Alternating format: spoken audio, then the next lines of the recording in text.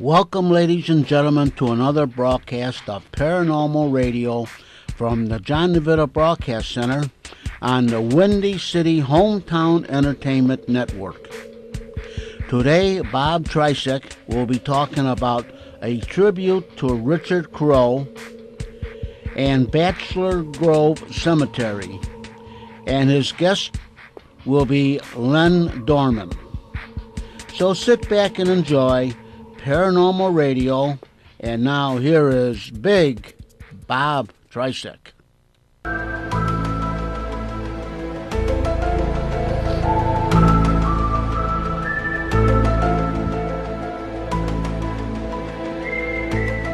Okay, welcome to Paranormal Radio. This November evening, November the 18th, 2013. We had a couple of cancellations on the roster here, so we'll announce who we have on here, and we'll do some things with the show, and then we'll get started with that. What I wanted to do with this show last month, actually, was I wanted to do a Richard Crowe tribute for October, for the month of October, but then what happened was I did a presentation at the library over in Bridgeview, and we taped over there, we videotaped it, we put it on the radio, so that became our October radio show, because I do these shows once a month. So that became our show for October, so we said, well, we'll move Richard Crowe to this month, and we'll do that. What I'm going to play in this broadcast a little bit, I'm not going to play the entire tape of it. I was doing shows on another station before I came here to www.windycityhometown.com, the Windy City Network. And on that station, I had Richard as a guest, and he came on, and we talked for a good 2.5 hours. So I have that show all taped, and I think that's one of, or it may very well be one of the last interviews he did that year, because he passed away. I had him on in January. It was a Friday the 13th. And then he passed away in June of that year. So we're going to do just like a little Richard Crowe tribute with that. We'll play a little bit of the tape of the interview I did with Richard, and we'll talk about that. And then two gentlemen that we were going to have on, we had to change the guest lineup here this evening. We were going to have Mr. Walter Dvorak.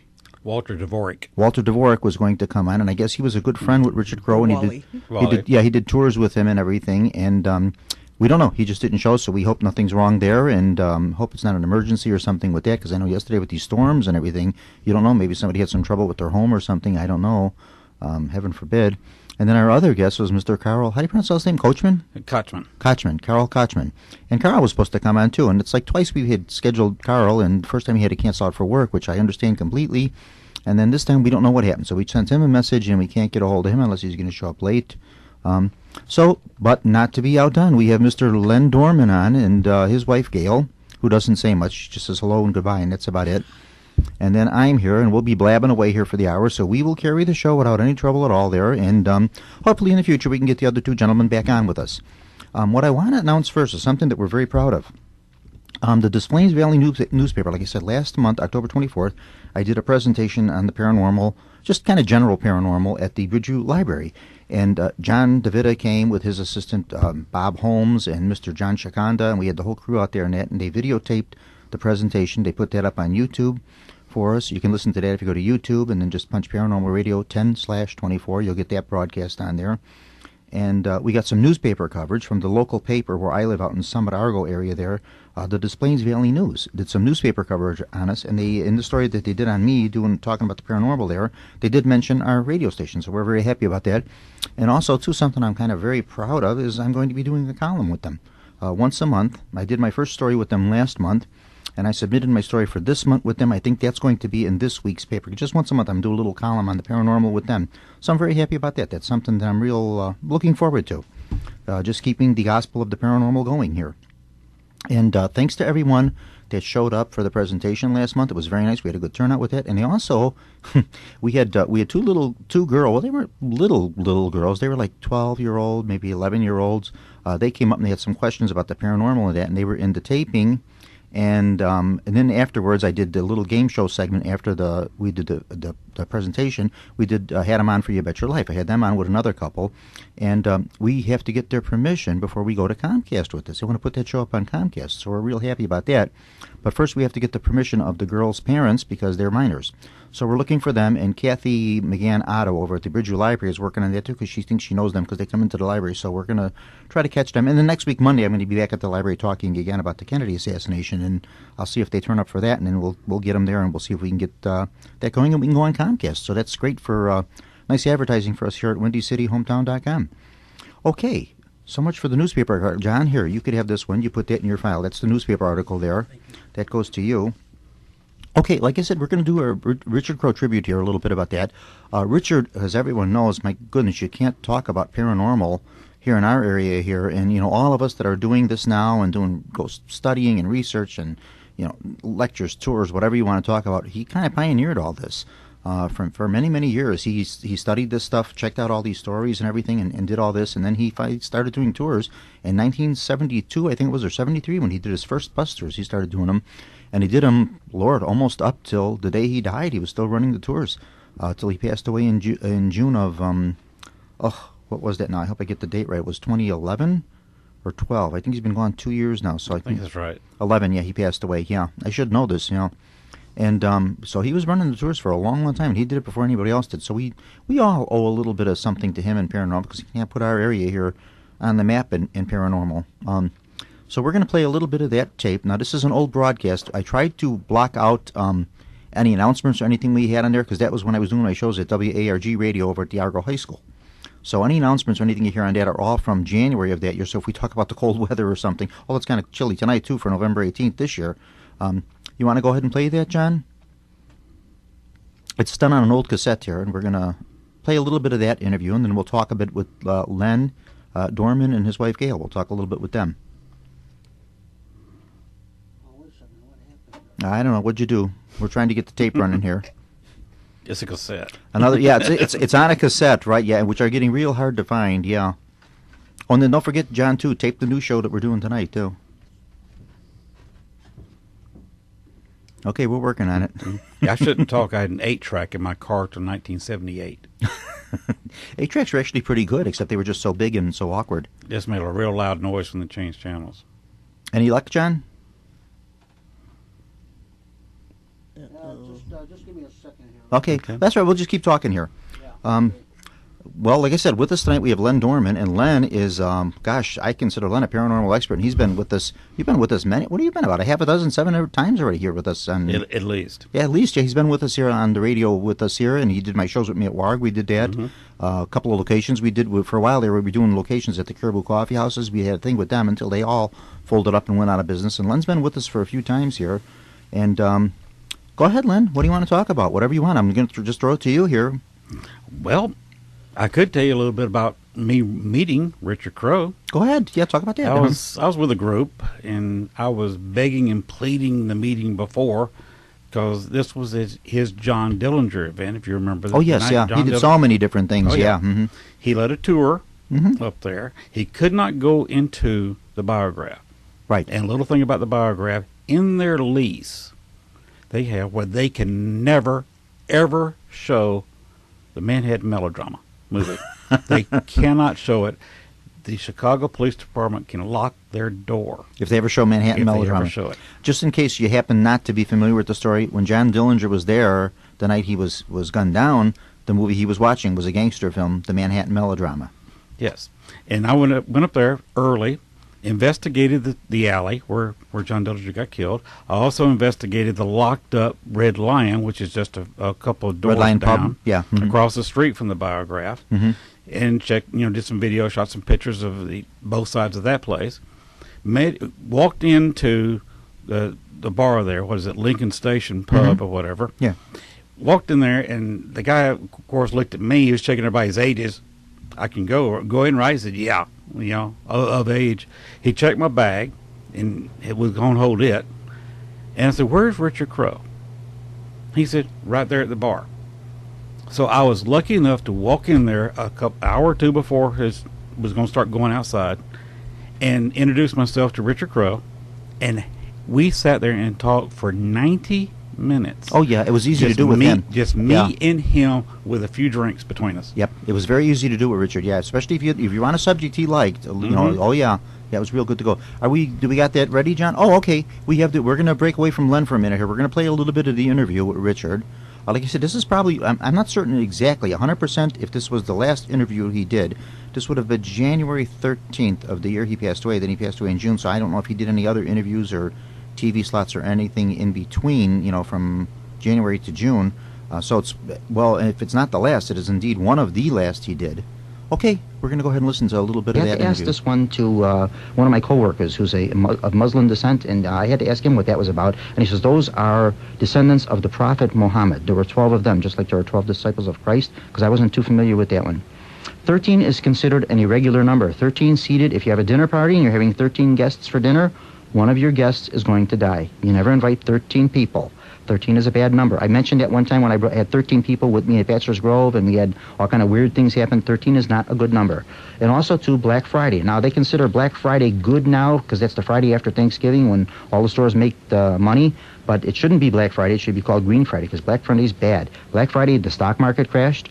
Jesus Christ was crucified on a Friday, on Good Friday, as we all know that. And also, on Good Friday, 1865, Mr. Abraham Lincoln was assassinated.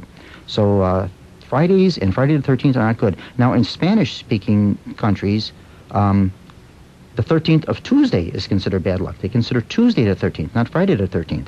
So that's different. And Mr. Lincoln, too, we're going to be doing a little talk on him, too. When we get to the White House, we'll fit him in with that. And we'll probably do, 2 shows on Abraham Lincoln and the psychic connection to him. Okay, I'm just going to get right to our next guest because this is probably going to go on for an hour and a half. Who does not know of Mr. Richard Crowe? Mr. Richard Crowe is called the Godfather of Paranormal. Isn't that neat? Just so he doesn't start talking like this and say, I got an offer you can't refuse. Mr. Richard Crowe, any of us who do paranormal study, research into ghosts, we all owe so much to this gentleman. He kind of godfathered and pioneered it for us. Mr. Crowe, go right ahead. Introduce yourself to us. Welcome to our show. It's an honor to have you here, sir. Thank you, Bob. And it's right in a great area here, not far from Resurrection Cemetery, not far from Archer Avenue. A lot of great stories here on the southwest side.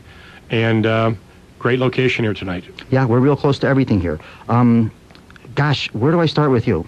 Have you seen any ghosts lately? Yeah, you're the kind of guy that walks in the antique store and says, what's new, right? Yeah. I got to talk to you about antiques, too, because I didn't know this. I've known you for some years, but I didn't know that you're an antique collector. Yes. Yeah. I've been posting up on my Facebook page, by the way, some of the haunted collectibles, hauntiques that I've been picking up over the years. Yeah, we were talking a little bit about this. He stopped at Subway, and we had a sandwich together before we came here to the show, and we were talking, go ahead, about the bricks. I mentioned that one time on the show here, the bricks. Well, that story is really getting legs. It's really turning out to be a very big story. For those of you out in the listening audience here, you may know that in 1967, that's when the building, the garage where the St. Valentine's Day Massacre took place in 1929 was slated for destruction by our late Mayor Richard J. Daley, the real Mayor Daley, as we call him.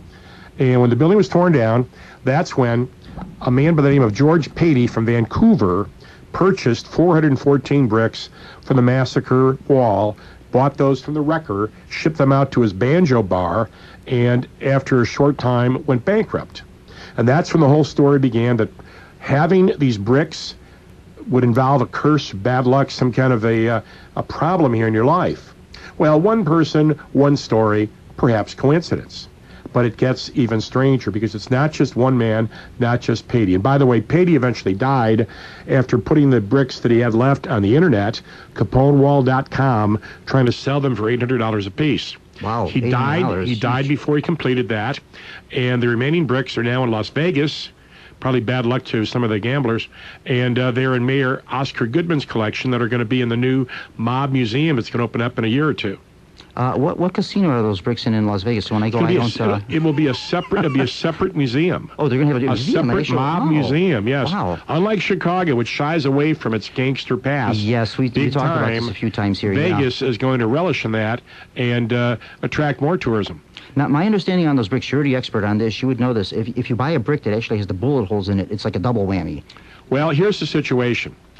I don't know if one brick should be a big problem, like 1 gram of uranium is going to give you radiation illness or whatever. But Patey had 414. Some 200 are owned by Jan Gabriel. I'm sure you probably remember that voice from radio years ago, the voice of US 30 Drag Strip. Oh, Sunday, yes. Sunday, Sunday. Oh, yeah. Mm-hmm. Jan, besides being a big car buff, also was into gangster lore.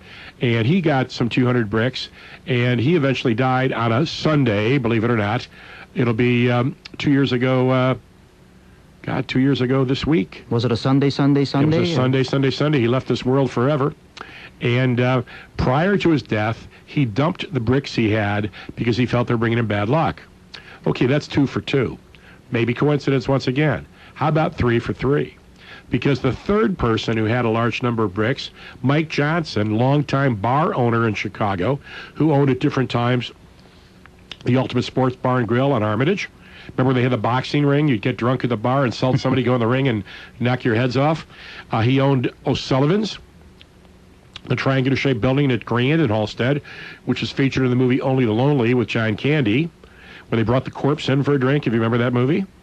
And also where they planned to have the first dwarf toss until the politicians made tossing dwarves illegal. Tell us about a dwarf toss here. We talked about this a little earlier, about the dwarf toss. Let our listeners know about the dwarf toss. Well, Mike Johnson had a son who was living in Australia. And the son contacts him and says, hey, Dad, we got this thing down in Australia called dwarf tossing.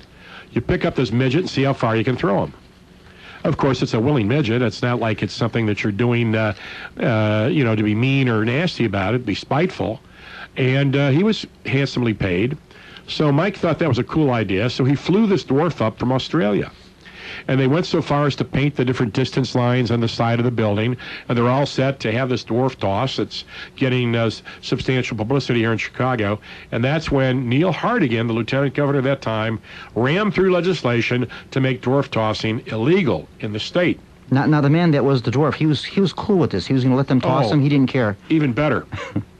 The dwarf was so ticked off. Is this the correct term now? Do they like to be called dwarf, or do they like? I know midget is kind of. They don't like midget. Well, I don't know about this country, but that's what they call them in Australia. So they're cool with that. We don't want to offend anybody here. We want to call you by the right. That was his description from Australia. Right. It perhaps translates differently in different countries. Okay. But the dwarf from Australia went back to Australia and told his kids, "You can't go to college because the politicians in Chicago put me out of work."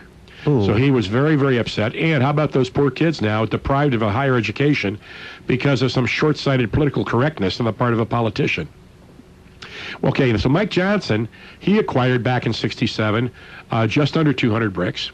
And with his bricks, well, he went through 2 nasty divorces. He lost $1 million in cash and property, had a Staghoard kidney stone in his left kidney, a bad heart waiting for a heart transplant, a recovering alcoholic, a diabetic.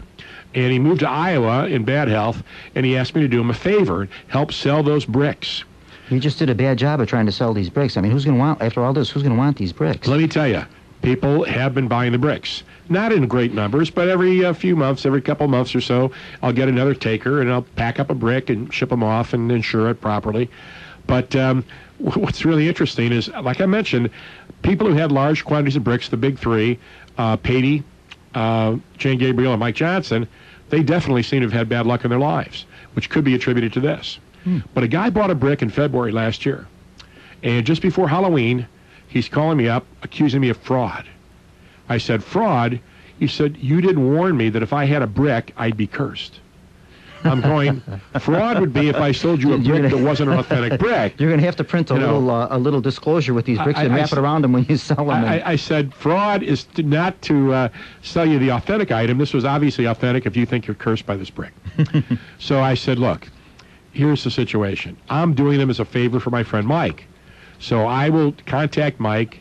I said, put in a letter what happened, or what you want. I'll get a hold of Mike and see what he says. Well, he sends me a 2-page letter.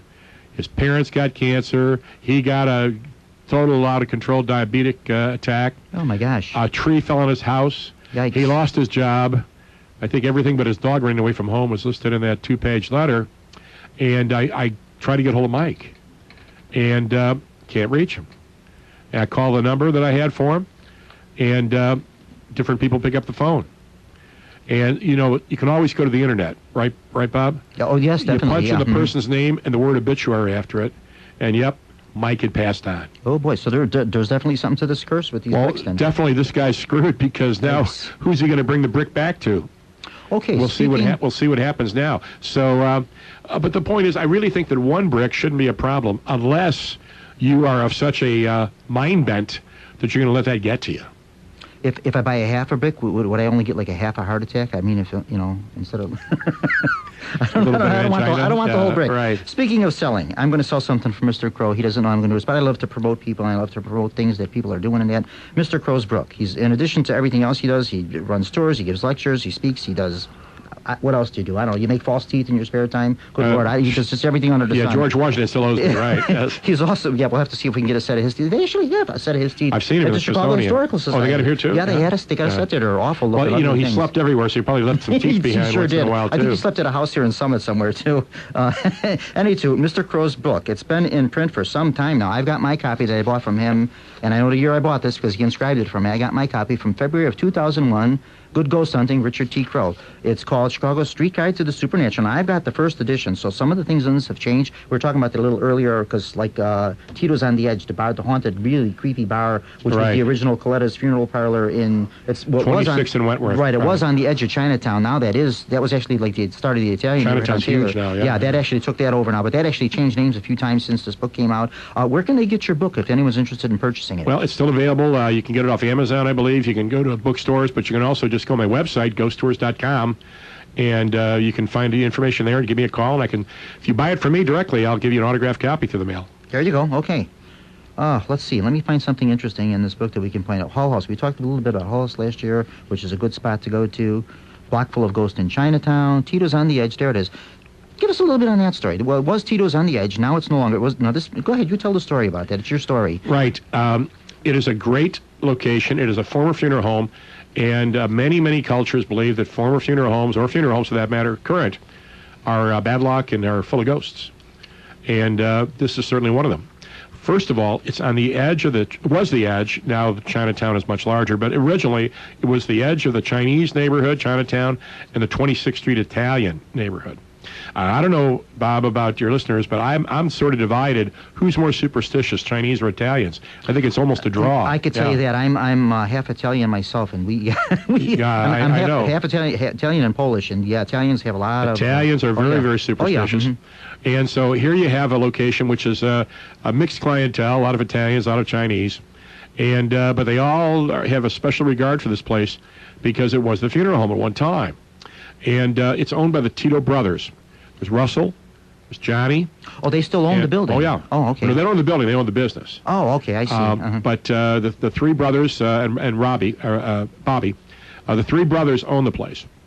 And it's Russell who's there a lot because Russell, he's retired recently, but he was working for the IDOT Minutemen, the tow truck operators. So during the, like times here right now with snow and wintertime, he'd often be working extra long shifts.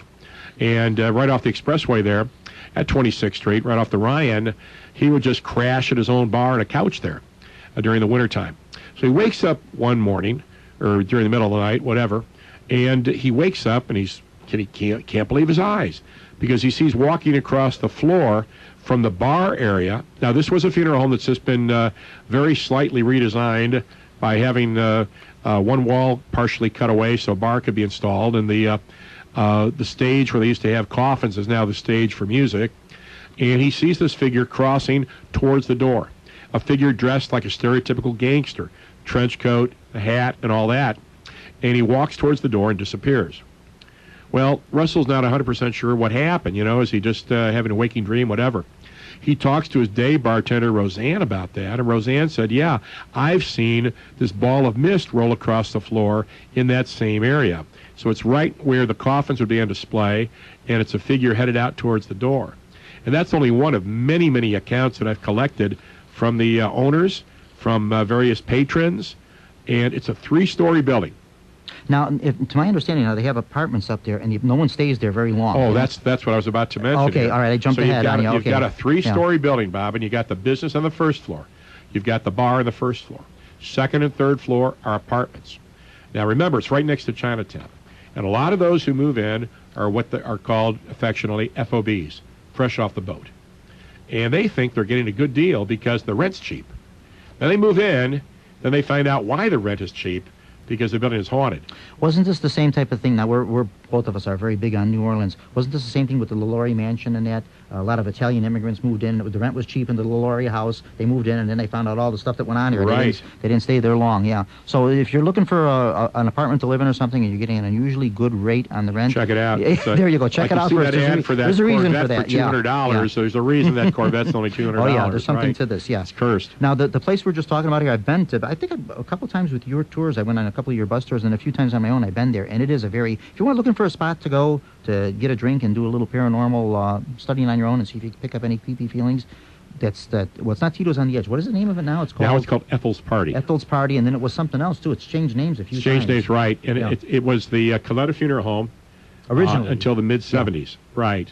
So it's just, right now, it's probably about 110 years old. Yeah, you do get a very creepy feeling in that building. And actually, the area, I think they do serve food in there. Don't they serve food? The area that is the kitchen actually used to be the mortuary where they used to embalm the bodies, wasn't it? Right. And Bobby T, that's interesting because they still use the same slop sink, which was used for...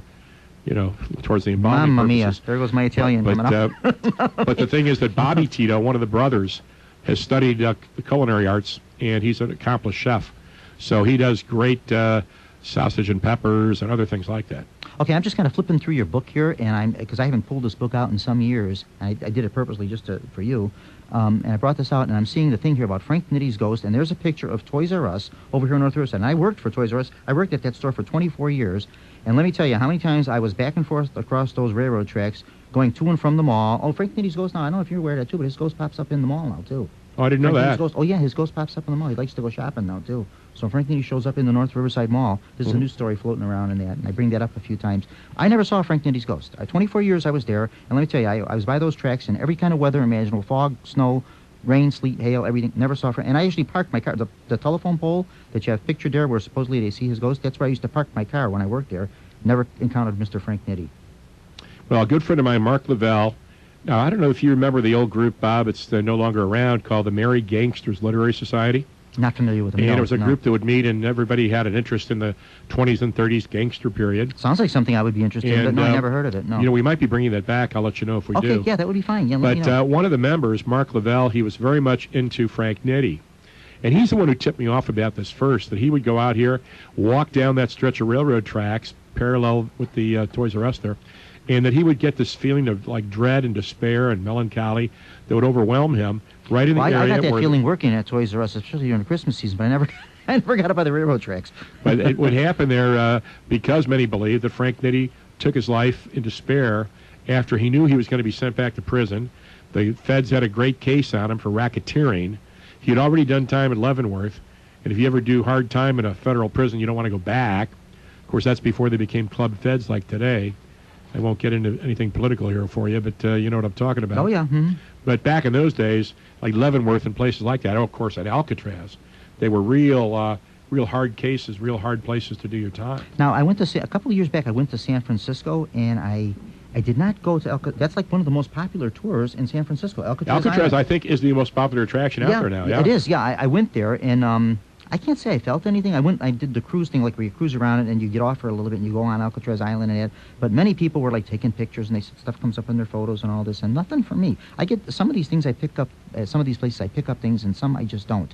It's just sometimes that's just the way it is. Some people are a little more in tune to it. Here's what it is, Bob. It's like right person, right place, the right time. You might be the right person, but if it's not the right time, even though it's the right place, don't beat yourself up over it. Yeah, we've talked about it. It's just not meant for you. Yeah, I've had people on the show here, and we do that. And some people that actually do investigating, we say, you could be at a site for months and months and months looking for something and nothing. You have all your equipment, you have yours and everything, and nothing comes up. And then the one time you're there, you don't expect it. Boom, that's when you see something. But one thing I do want to point out for your listeners, as well as you, Bob, is that very often people who are on vacation have more things happen than they would ordinarily. And I really think it's because they're on a different level of awareness, of alertness. When they're on vacation, they're taking more in. It's sort of like, ho-hum, you're in your own bedroom, you're in your own neck of the woods here, so you sort of become complacent about it. But you're more observant, paying better attention when you are on vacation or on the alert for new sights and sounds wherever you're going to be traveling. Now, these supernatural tours, like the type of thing you do and I do and these kind of things like this, they're much more popular than anything. Just about any city in the United States you tour, somebody's running some sort of a ghost tour, supernatural. They have them in Las Vegas. They got supernatural tours in Las Vegas. We just talked about Alcatraz Island, San Francisco. Texas has them. The Alamo. One of my friends that's in Orland Park, he's got an antique shop. He was just down in Savannah, and they run through like the old southern mansions there to give you haunted mansions tours of a lot of these big mansions. So this paranormal is it's everywhere. It's not any one area. Our area here is really great for paranormal. By the way, speaking of Savannah, Midnight in the Garden of Good and Evil. Did you like that movie? Oh yes, the movie. Yes, And the statue of the bird girl. Yes, There was the iconic image that they used got it in your beginning. backyard. Is that what you're going to tell me? Well, no, actually, you can buy copies from Toscani Studios. Oh, which yes. Are operated here. They send me their catalogs all through the mail. Yeah, but did you know that it was originally designed by a woman from Lake Forest? I did not know that. So wow. it's a Chicago so it's a Chicago statue in a southern... that wound up in a southern cemetery and became... I'm sure that sold many of... It was so eerie, as you know, or anybody listening who's seen the book will know. Oh, yeah. Mm-hmm. The girl with it's almost like she's weighing souls here, the two plates on each hand. It is so eerie that it really grabbed you when you saw the title of the book, the cover of the book, I should say. And then, of course, Clint Eastwood used it as the for the poster, for the imagery there, for the movie. That Toscano that you just mentioned, there's another plug. We're plugging somebody here, Toscano. They're a mail order house, and I think they're here in Chicago. I don't know if they're around anywhere else, but I know they're in Chicago. I get their catalogs all the time, and they are so nice to order things from. I ordered a little model of the Ark of the Covenant from them, and I was cleaning house, and I knocked the thing over and I broke it, and I called them up and I says, "Oh, could you please send me another one? I broke this one." And the guy says, "Oh, don't worry about it. We'll say it was damaged in the shipping." Okay, there we go. This interview, I just had such a great time doing this interview with Richard, and it went on and on and on and on forever. We have another situation that came up in the studio here while we were listening to this and laughing our heads off here at some of the stuff we were saying, and we intended to continue that. After we finished that show, we talked for about 2.5 hours, supposed to be an hour show, and we just went on and on and on forever with this with Richard, and we were going to continue, and I told Richard every Friday the 13th would be yours. Well, we never had the opportunity to, because then, like I said, in June of that year, he passed away. We are going to take a break for a minute here, John, are we? Okay, we're going to stop for a second, take a break, and we're going to come back and talk some more with Len Dorman. You are listening to Paranormal Radio with Bob Trzeciak on the Windy City Hometown Entertainment Network from the John DeVita Broadcast Center on Monday, November the 18th, the year 2013. And now back to Bob Trzeciak and Paranormal Radio. Back on Paranormal Radio. If you have been listening to us, what we've been playing is an old broadcast from 2 years ago. It was an interview that I did on a Friday the 13th show in January with Richard Crowe. We were doing a tribute with that, and while we were playing the broadcast, with me as my guest here in the studio today, I have Len Dorman with. We were supposed to have two other gentlemen with, and someone joined us. Len, you want to talk a little bit about this?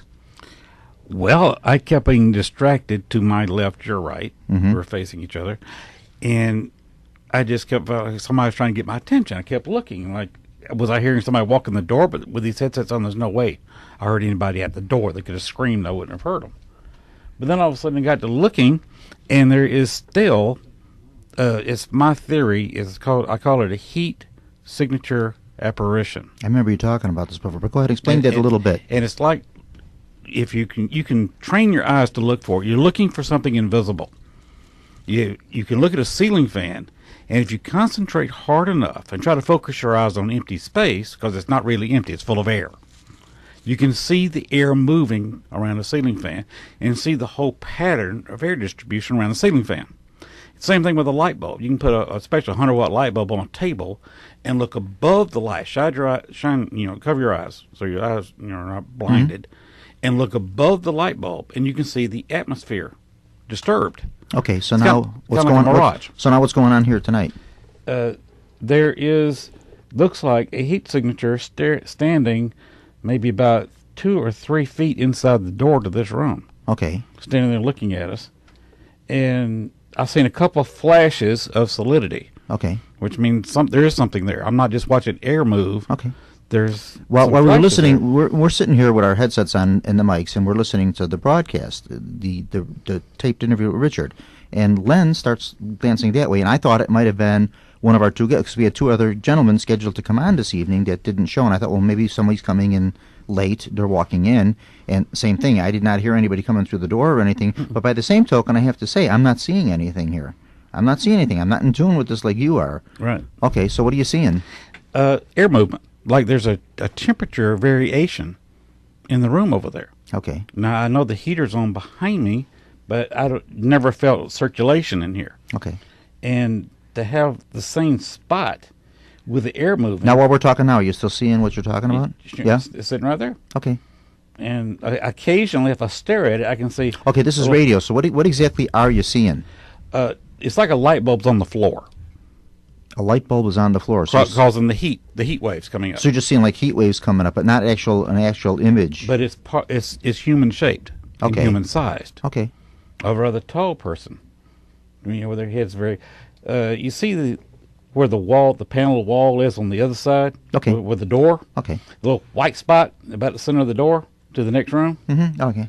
The head looks like it's right below that, which means the person is around 6 foot. Okay, so this is somebody big. Okay. Somebody tall. Okay. Taller than I am at 5'10". Can you do something? Now I don't know if this is your specialty. Can you do some community? I just saw another flash to my left, on my left hand side of the door. Okay. And looks like there's a little bit of movement there, like somebody just shifted. That's very strange. Okay. You want to talk for just a second? Let me check something out. Yeah, go ahead. Len's going to go and do something over there. He's going to check this out. Now, I have to be honest with everybody. I'm not seeing any of this. I'm not as much in tune with this as Len has. Len is very experienced with this procedure. He's got some kind of a little equipment or something he's getting there. We'll find out about this when he comes back.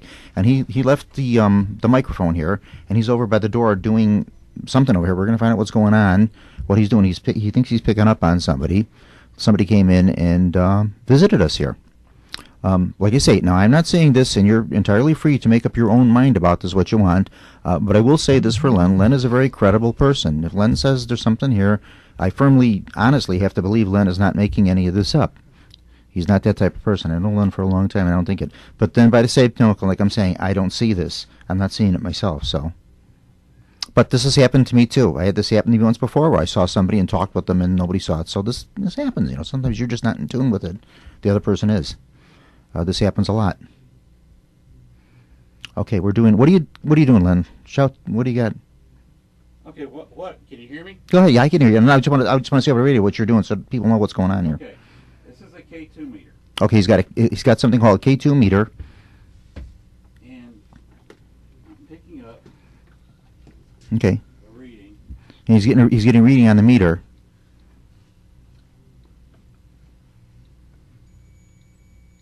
Now I hear it beeping. Is that your gate? Is the gate? I came over here to where it's warmer.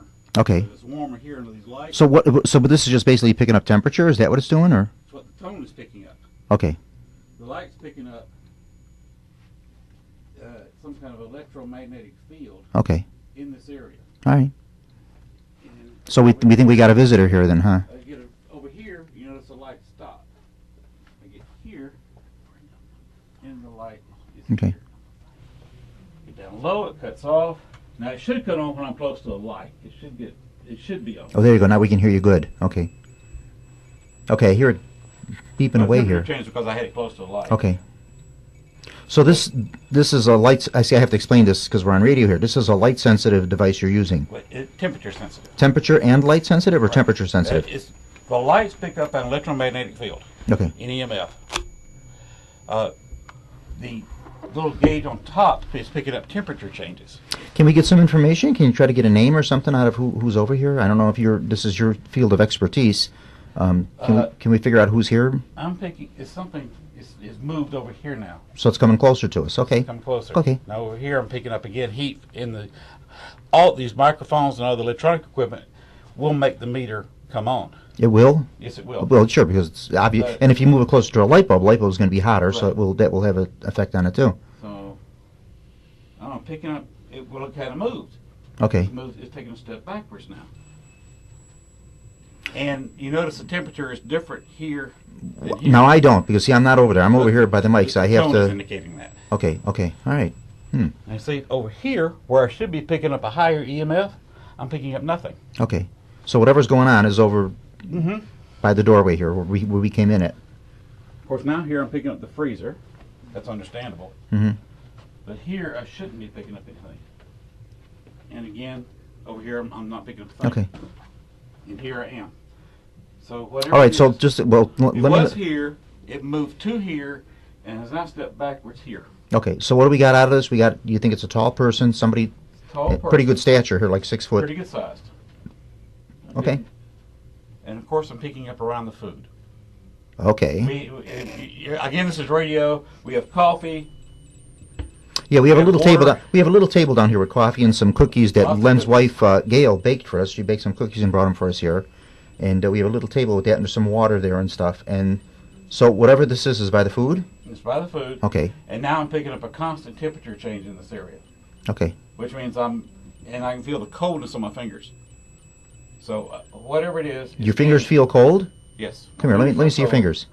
So I'm picking up. Come here, Len. Let me touch your fingers. Will I feel the coldness in them? I don't know if you feel my fingers are chilled or not. They should be warm. Your fingers are warm. warm. Yeah, they're warm. Yeah, but you're feeling cold. I'm feeling cold. Okay.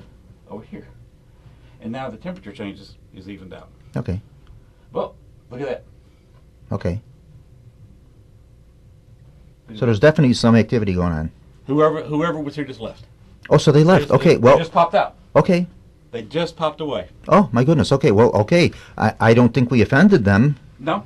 Okay. So that was it. They were through. Whatever they wanted to do or whatever, they popped in for a visit, and that was it. Popped in for a visit, and that was it. But I had this happen to me once before on a radio broadcast, where a person actually came into the doorway, and was there, and I saw him. Actually saw them and spoke with them. They answered back.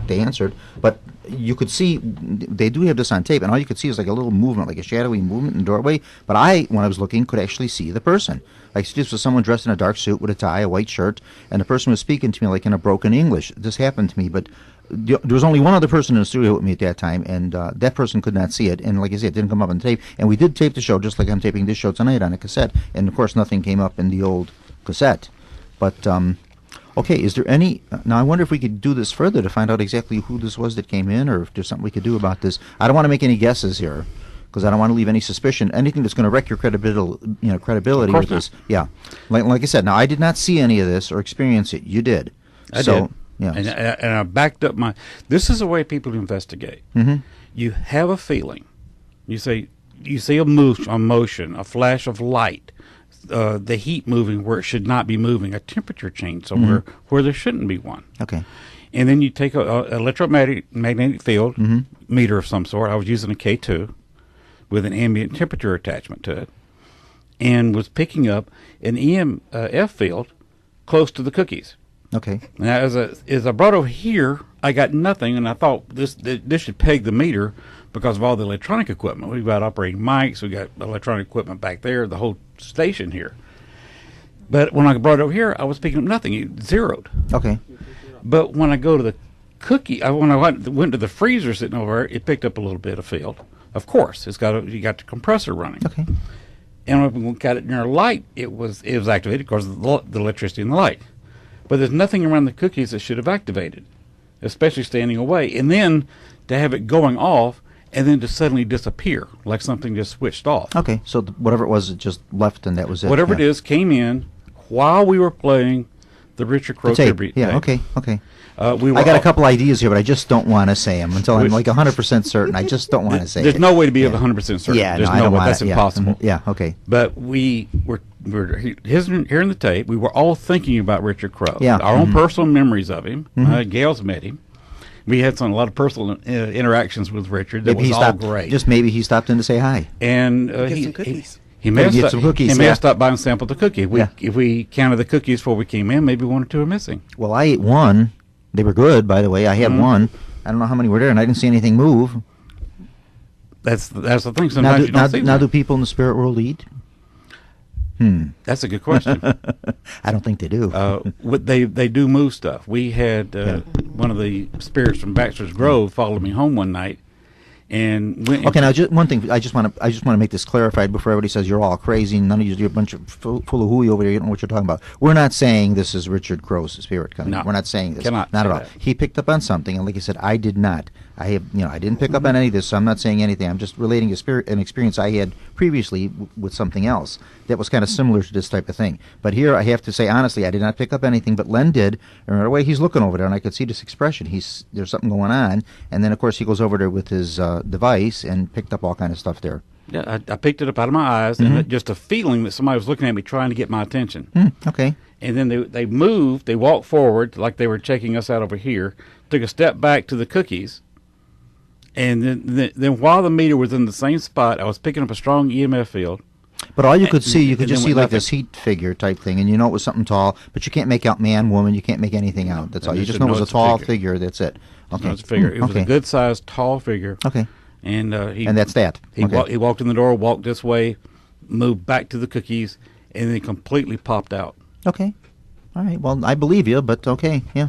Well, the meter kind of backed. I was going by the meter reading, and when I've got 3 lights on a meter, there's something going on. And then all of a sudden, I'm not moving the meter, and all the lights go out.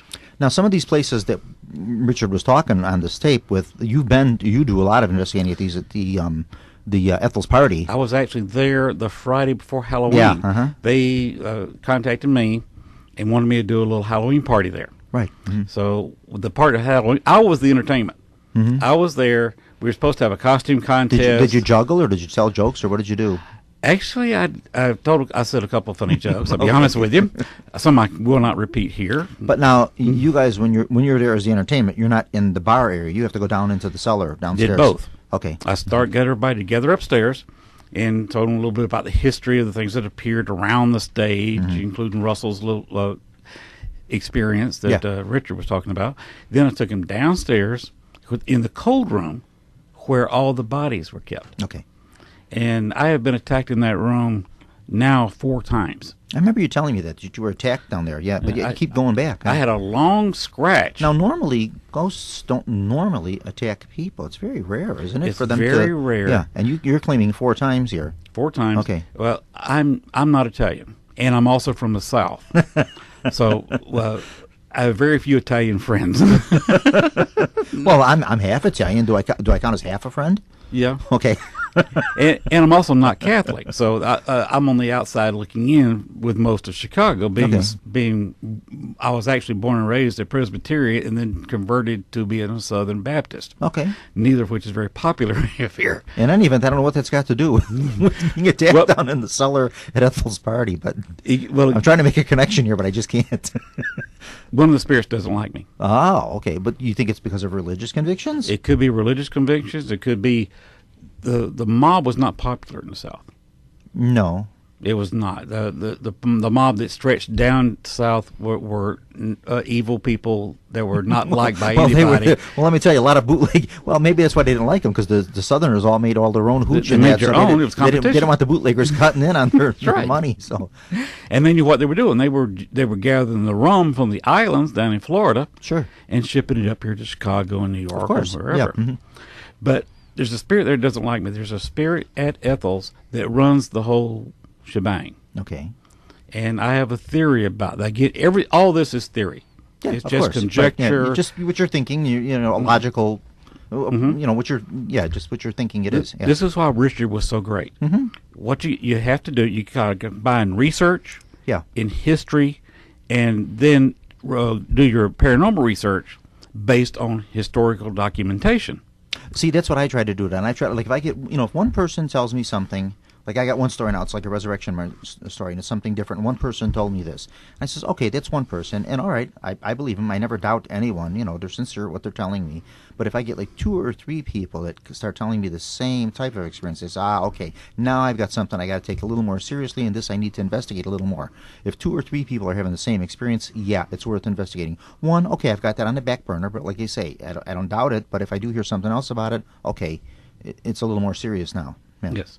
I had an out-of-body experience at Ethel's. Okay. And it was about 25 spirits there that stays in Ethel's. And 25 spirits. Most psychics agree with me on this number. Okay. 20 to 25 spirits that are there for various reasons.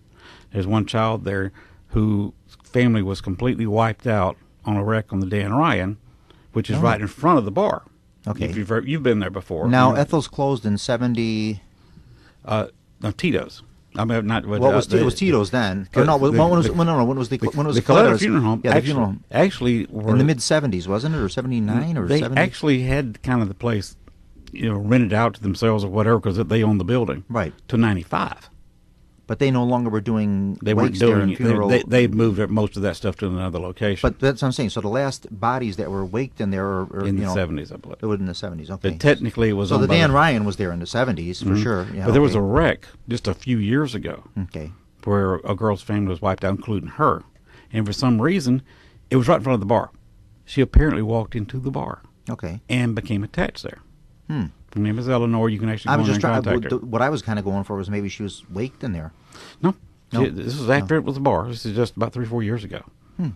And So she just decided to go in for a visit and have a drink. She got thirsty or whatever and walked in. And, whatever. Likes the place. Yeah. But the main spirit there, the one that attacks me, I think, is Bruno Rodi. This is where the history comes in. Okay. Do you ever heard of Bruno Rodi? I have not, no. Okay, Bruno the Bomber Rodi came over from Sicily about the same... Bruno the Bomber. Rodi. Wow. His name was not the Bomber yet when he came over in 1908, which is also the same year that Colettas opened their funeral home there at 26th and Wentworth. And he opened a grocery store and lived in an apartment upstairs at 21st in Wentworth, which is down there by the Red Line station in Chinatown. So they're close by. Very close by, which is also within walking distance of the future, at that time, Al Capone headquarters. Okay. His main hotel downtown, just within walking distance, 6 or 7 blocks. But anyway, he ran and hung around the 26th Street gang.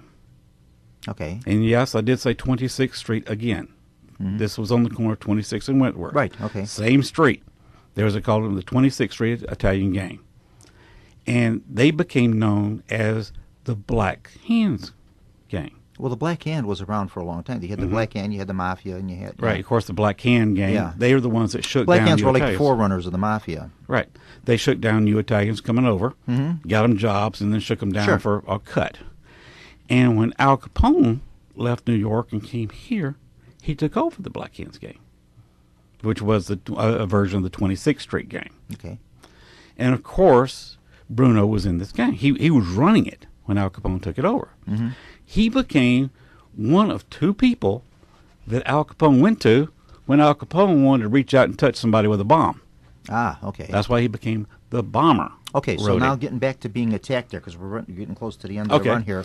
It's kind of a long story. Yeah, His interesting, funeral, though. I like his it. Yeah. funeral was there was 1957. Okay. His son became an alderman, and you know where District 1 is in the aldermans of... Okay, District 1, okay. Which is Chinatown. Yeah. He became an alderman there in the 80s and 90s. The FBI investigated him and finally put him in jail while he was a Chicago alderman. Oh, that's nothing corruption. unusual about that, is it? No. But that's his son. Yeah. His son-in-law became the second Kappa, because Bruno became the Kappa of Chinatown. His son-in-law became the second Kappa of Chinatown. Ah, okay. And they were... So they passed it down. He was also related to Nick the Stick Rodi. Okay. And you might can remember the man's name because I don't remember it. About 4 or 5 years ago, there was a guy got put in jail, arrested for the hired truck scandal. Oh, yeah. I remember that, but no, not the name. I know who you're talking about. The name escapes me. When you said the hired truck, I know exactly who you're talking about. The same thing. It's like on the tip of my tongue. The guy who got arrested Okay. and committed suicide? Yes. And I'm putting quotation marks on the inside of the microphone. Can you hear quotation marks? And, of course, we all know that was a murder. Sure. And that was also a Bruno Rodi descendant. Okay, yeah. That was all in the family. It's just been it's a criminal family. And I've gone in there a little bit of times and been in trying to provoke him a little bit. I think I've over-provoked him. Yeah, this is something I don't like to do with an investigation. Many of the investigators say they don't like to provoke them. I don't either, unless you've got a hardcore case. Yeah. And he is a hardcore. Maybe that's why they keep attacking you. You're provoking these people. Exactly. They get a little mad at you. You're not supposed to be doing that. He gets a little bit upset with me. And the last time, just before Halloween, how long was that scratch, Gail? You know, on my, I never saw it. It's on the outside of my leg. I can't see it without looking in the mirror. About 6.5 inches. So you had a scratch that was about 6.5 inches, about the width of your palm. That occurred the Friday before Halloween this year. Okay. While I was in there giving those tours, we were down in the cold room till 2:30. Okay. With a group from Wisconsin. Well, the bar was probably too noisy on the first floor. You had to go down there for the quiet. Right. Well, of course, we went down into where the body's laid for waiting for burial. They used to store them down there. The embalming room was like we mentioned that before. Was the kitchen? That's a debate. Some people say the embalming room was in the kitchen. Yeah. Others say it was downstairs, where there's still an open sewer connection. Yeah. Well, you're going to have a sewer down in the cellar anyway, aren't you? In the basement, you're going to have sewers anyway. And if they use them for embalming or not, there still would be sewers down there. So it's a debate. Both areas could have been used. I mean, you're talking about a funeral home that was open for what 75 years. They probably changed things over the years too, right? Yeah. So they may have used both places if they got busy. Yeah. Yeah. So that it's definitely haunted. If you get a chance, go by there. Yeah, it's great. I had talked to them, in May. I went down there and talked to them. And I says, geez, would you guys be interested in us doing like a radio broadcast from here? And they were, oh, yeah. They were like all for Phil. I think the name was Phil. And then you've also got Beth. She normally kind of runs the place at night. Yeah, that's the younger girl. She's like, the younger girl. I think she's like a neighborhood girl, isn't she? She lives close by there she somewhere. Lives close by. Yeah, I know who she is. Yeah, yeah. You know them all. They all know you. You mentioned Lynn Dorman. They all know Lynn Dorman. Yeah. But I talked to them and I says, yeah, we might be doing a radio broadcast there. And they said, oh, that would be really nice. They're interested in that, and that would be kind of fun to do. We could record one. Of course, there's no internet there. Right. There isn't internet. No. Oh. It's a cash bar. They do not even take credit cards. Oh, okay. Mm-hmm. So you can use the debit card. No paper trails. Right. This has been an experience. Well, I have to say, we're about ready. Still on it. What do we got left, John? How much time we got? We got 5. Oh, we still have 5 minutes. Okay, my watch is showing 8. We got 5 more minutes to talk here. What do you want to talk about? Bachelor's Grove? Go ahead. Give us a little lowdown on that. We got 5 minutes here. Give us what you want to do. Bachelor's Grove is. You're getting ready to move in there, aren't you? We're going to build a cabin for you, and you're going to move into Bachelor's Me, Grove. Myself, Rich, Carl, a guy named Bill Swinford. Oh, so we have to build a big cabin then. We got to build a 4-room or 3-room thing. And it's all guys. Okay. Well, there's two women if you count Gail. Okay. Because she spent a lot of time sitting in the parking lot across the street waiting on me. Oh, you don't go in there, huh? No, Gail she will not go in there. Oh, incidentally, congratulations on you two. Isn't it like 12 years of marriage now? What was it, the 10th of the month? Yeah. 10th of October or 10th of November? This 10th of November. Well, congratulations, 12 years of marriage, yeah. A lot of the marriages today last about 12 days if they're lucky, and you made it 12 years, and that's great, yeah. She's not a Kardashian. She's not a who? A Kardashian. Well, we don't have to talk about her religion. What are you bringing that up for? You brought up religion a lot tonight, Glenn. We're not supposed to offend people on this show. True. Anyway, back to Bachelor's Grove. There's been a lot of research going on down there. Okay. And well, what else is new about that? That's been for the last million years. People have been researching Bachelor's Grove. I did something nobody else has done. Okay. This summer. Oh, you have an exclusive. I'm telling everybody. Okay. And I got Dale Kazmarek to look at this and showed Richard Shanahan this and showed Ursula Belsky this. Okay. So it's not an exclusive by me, but I'm the one that did it. Richard Shanahan or Ed Shanahan? Ed Shanahan, excuse me. Ed Shanahan, okay. Anyway, if you ever gotten a picture of the Madonna. Oh, yes. Who has not seen that? That was taken with IR film, and it was in a distance. Yeah. But if you look at that photo and you look at the wedding picture of John and Amelia Humphrey. The one that's in the home. When it's in the home. Yeah. If you know, she did not wear a white dress. White dresses were not that common back then. This is mid-1860s. They wore white dresses. The only places you didn't wear a white dress, if you kind of costume things, if you know your costume history, was out on the frontiers. Right. If they lived out on the frontier, you kind of wore your Sunday best dress, whatever that was. But everybody else wore a white dress. What was Orland Park? But that's true. Yeah, you're all right. I'll meet you halfway on this one. Because Orland Park was frontier at that time. Yeah. Right, yeah, that was. They didn't have a railroad there at the time. John didn't get a railroad down there until 1880s. All right. If you don't have the railroad, you're frontier. Yeah, that's true. Yeah. And that's what they did with Deadwood over in North Dakota. The railroad ruined it. It took all its uniqueness away. But if you compared her wedding dress, which is kind of, of course, there was no color photography in the 1860s. It's kind of a darker dress. Neither is that photograph that was taken in the 1980s, color photograph. It was taken on IR film. Right. But you see the large dots on it. It was just like a dark colored dress with like a pattern. Large white dots. Okay. If you look at the pattern for a wedding dress, and then you look at the back, the woman's back, and I hate to say it, can I say butt on the radio? But her butt, her fanny. Yeah. You can see the dots on the dress. Okay. In that photograph. Okay. And if you look at the hairstyle is the same. Look at the build. I was just going to bring that up because the jawline's the same. Even the ones in profile, one straight on. It's a faceless image. There's no face on it. It's just like it's just plain. There's no facial features at all on it. We've all seen that image. It's very famous. You can't tell. And we have to give credit where credit's due. Gail, matter of fact, one of the women that I had on one of the groups tour thing that I did with the South Central Stickney Park District.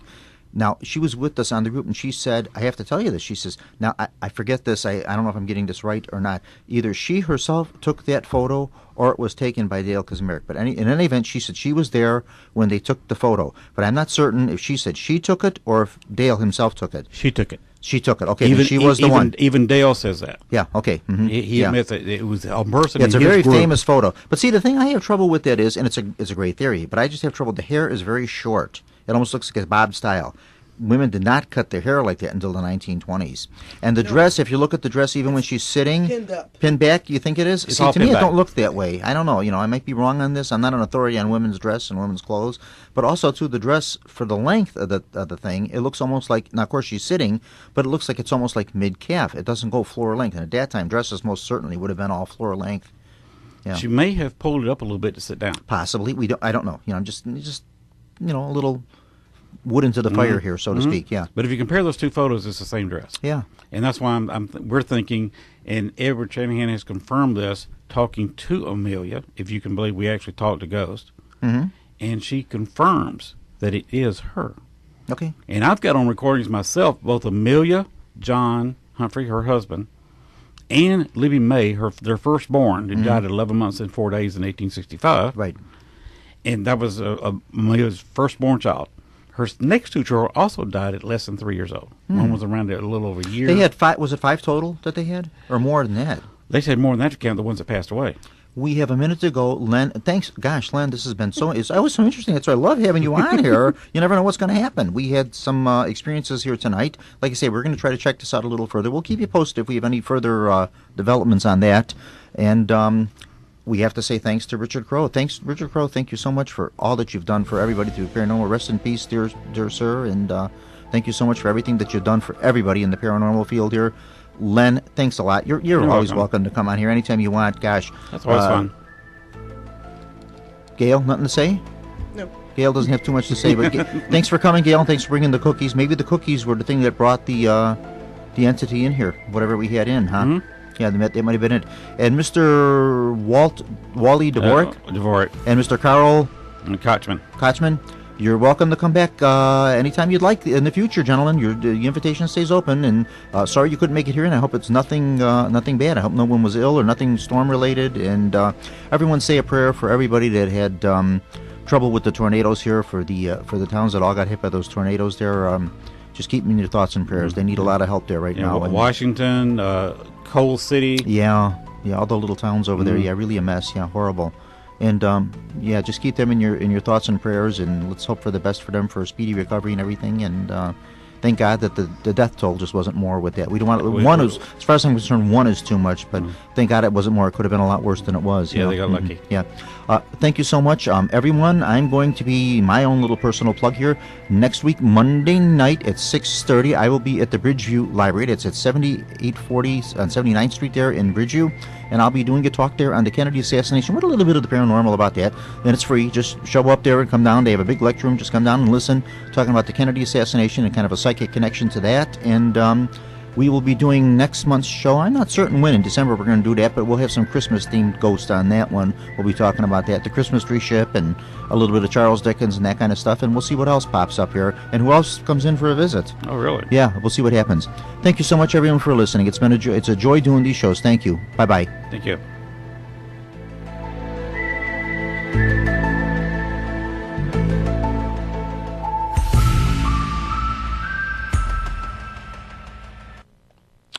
You have been listening to Paranormal Radio from the John Nevada Broadcast Center on the Windy City Hometown Entertainment Network with Bob Trzeciak. Paranormal Radio was directed by John Nevada, edited by Stephen Lehman, and our audio engineer is James Rohde. This broadcast was pre-recorded on Monday, November the 18th, the year 2013. Be safe, and thanks for listening.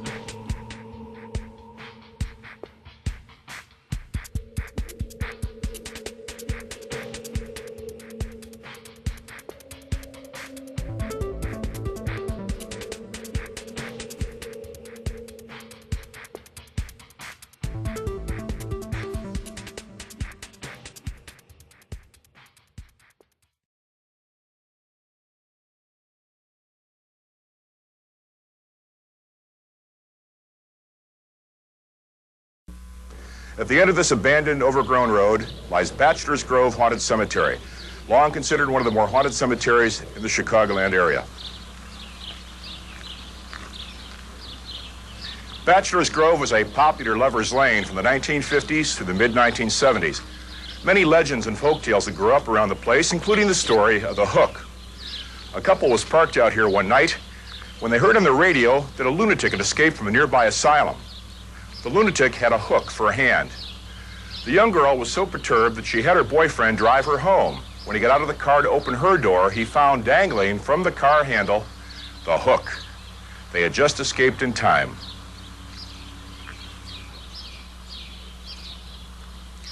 The most popular Bachelor's Grove legend involves the apocryphal story of the couple parked out here one night in the 1950s.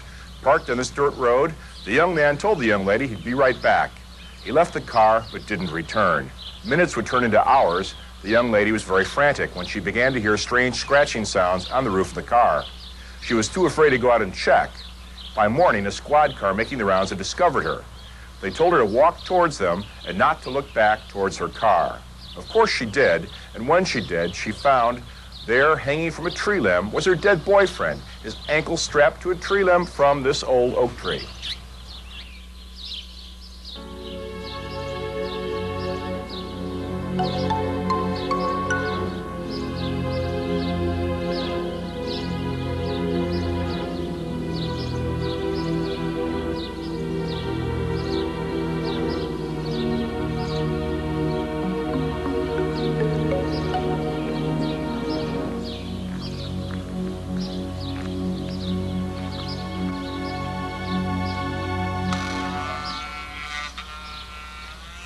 This is Bachelor's Grove Cemetery, with graves dating back to the 1840s. The area was settled by German immigrants who were farmers. At first they were bachelors. Then they would send back to the old country for their girlfriends, their sweethearts. They would marry, settle down, raise families, and when they died, they were buried here in this old cemetery. Stories are told of blue ghost lights, disappearing houses, and other strange activity out here. Perhaps the most interesting is the moving tombstone, a 700-pound stone just behind me that moves from spot to spot on certain nights. It is said that visitors here in the cemetery see it in one location. When they look back, it's moved to somewhere else.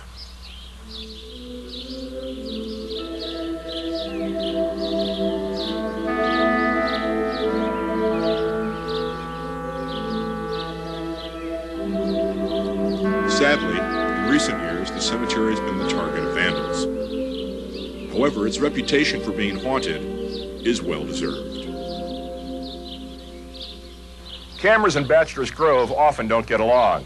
Sometimes there are strange malfunctions of camera equipment. Other times, people capture strange images on their film. Some people even think that they have captured ghosts while photographing out here at Bachelor's Grove.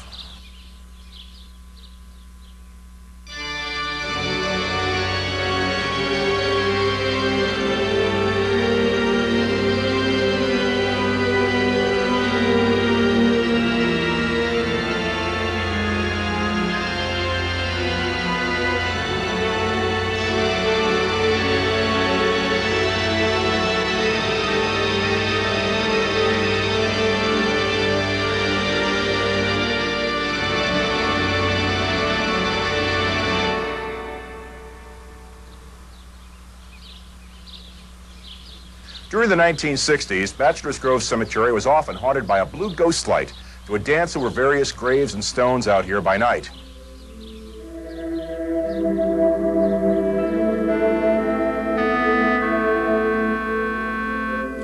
In this area, the blue light would perform, just beyond the reach of startled witnesses.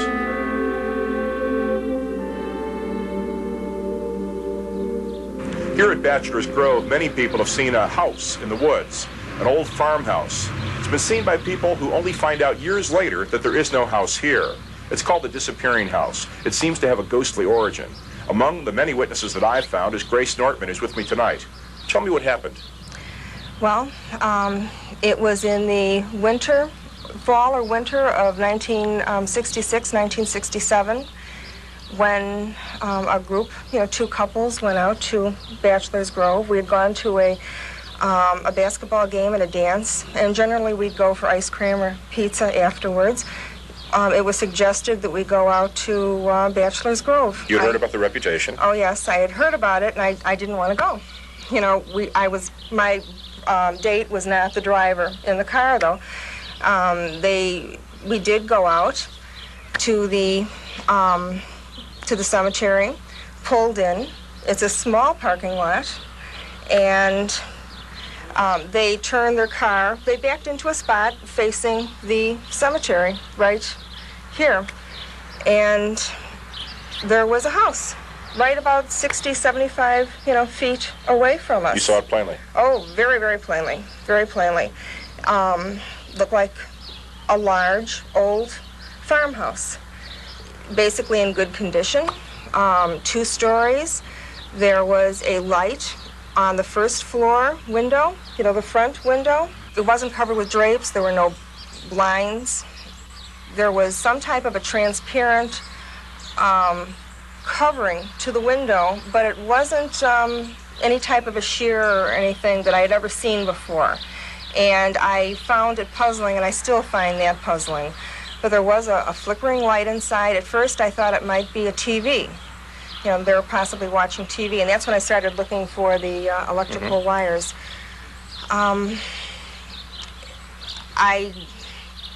Possibly a fireplace. There was nothing frightening about this house other than the man was going to run out with a shotgun. You were fearful of somebody coming out to chase you. Right. There was nothing unusual other than it was an old home, and it was Now, how did you find out that it was a ghostly house, not a real house? A year and a half ago, when I read the Tribune, the Chicago Tribune, and I was terrified. I did not like what I read. I was absolutely terrified. Mary Ann Curbs also had an experience with the disappearing house. This also in the mid-1960s. What happened, Mary Ann? My husband and I, he was my husband-to-be. We were driving down the road to the cemetery, and when we almost reached the entrance, we stopped the car because there was a car across the road. And there was an old man with a lantern leaning toward the car as if talking to whoever was in the car. So we assumed that we were not able to be in there. And I don't remember the man talking because my ears were focused more on the creaking of the gates. And it was lightning and thundering. I do remember, though, on the left-hand side of the road, there was an old house. There was, it was a one-story house with a bedroom, I presumed a bedroom upstairs with the lights on. There were lights on downstairs. There was a wooden porch, wooden stairs coming down. And I'm not sure, because of the light, it looked like there may have been a fence around the house with an arched entry into the front yard. Now, how did you learn that it was not a real house, but a ghostly house? I had Eddie Schwartz on one night. The radio yes, show? Yes, and you were, in fact, it was, I think, in October, maybe, of last year. And I heard you talking about this old house that was not there, and that's the first time I ever... And you realized you had actually had a ghostly experience? Yes, yes. How did you feel? I was very nervous. Very nervous. I tried to call the radio station, but I couldn't. How do you feel now, looking back on it? I don't know. I don't feel... I think it's interesting, and I feel a little strange knowing that I saw something that wasn't there. And now you believe? Yes, I do. Now, Mary Ann and Grace have never met before tonight. They both had similar experiences, so I brought them together to see whether or not their descriptions of the house would match very closely. And I had both ladies go to separate places to sketch for me the house. Let's see what they got. Mary Ann, I'll take yours first. We've got lights on in the house. We've got a little wooden porch. Got steps coming down from the front porch, yes, there, and basically a typical old-fashioned type farmhouse. Yes. Okay. Let me see yours here. Now, Grace has similar steps. Grace has the same kind of porch. Grace has the same kind of door, yeah, and windows on the first floor. She's a little bit more detailed on the sides of the building. About the only difference is the way the roof is perceived, but that could have been... This is years afterwards, of course, that you ladies are sketching this. 20 years afterwards. Certainly we can't expect it to be letter perfect, but these are remarkably similar descriptions of the houses. Remarkably similar artwork here to show what the houses look like, and neither one of you ladies ever met before. No. And you weren't talking about this prior to tonight. No. I didn't even let each of you know about the other. Right. You just knew that some other people existed who had experiences. So what do you think now that you see that you both have seen a similar house, which was not there? Well, I knew I saw the house. And I saw it too. What can I say? But you saw something that was not there. Right. And now you can sketch it, and it's the same house. The house was there. It was there. Thank you very much, ladies. Thank you very much.